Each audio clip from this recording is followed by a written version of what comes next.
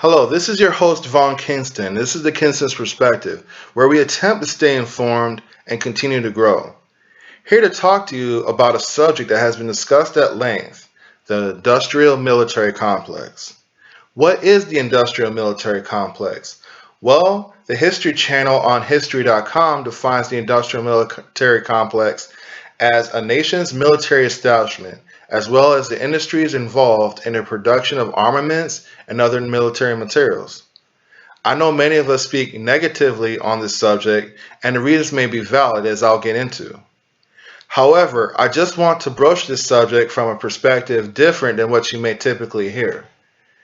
Now, we know President Dwight D. Eisenhower gave the famous farewell speech where he coined the phrase and warned of the ramifications of an unchecked industrial military complex.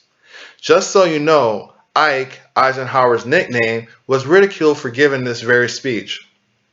I recommend that you watch Ike's full speech, as it's one of the greatest speeches ever made, on par with Lincoln's Gettysburg Address, Kennedy's inaugural Ask Not What Your Country Can Do For You address, and Martin Luther's I Have a Dream speech. Now the question must be asked, what gave President Eisenhower, our nation's 34th president, 35th I believe, the qualification to speak on the industrial military complex? Well, Ike had a storied military career that peaked as the Supreme Commander of NATO. Basically, he was in charge of all Allied forces versus the Nazi war machine. This includes not just the United States, but the United Kingdom, Canada, France, Australia, Poland, Norway, New Zealand, Czechoslovakia, to name a few. Now, before World War II, the United States military was not the superpower that we know of as of today. We really weren't a major player in the world stage, and until the attack on Pearl Harbor, only cared about national interests. However, the surprise attack on Pearl Harbor changed everything. Major automakers had to retool and retrofit entire factories and economies of scale to make tanks.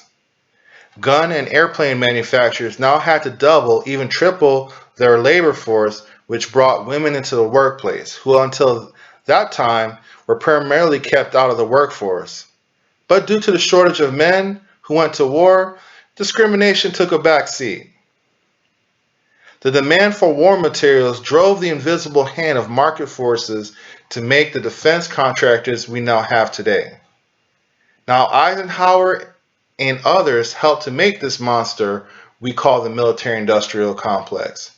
It was and is a necessary monster or evil that didn't come with the checks and balances our forefathers created for our government.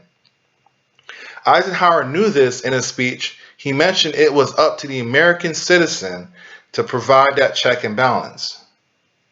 Eisenhower did mention defense spending, even in his day and time, was the biggest expenditure of the national budget. Maybe Ike knew that the future politicians could be influenced by lobbyists of defense contractors. It's interesting how politicians from either side of the aisle, as divided and polarized as ever, find a rare moment to unite on the recent pullout of U.S. troops out of Syria by President Trump. I was born during the Reagan administration and have seen every U.S. president bring us into a foreign conflict for one cause or another. We have generals, we have admirals and politicians from both sides of the aisle that are very much part of the recent criticism of the president, who actually pulled troops out of conflict.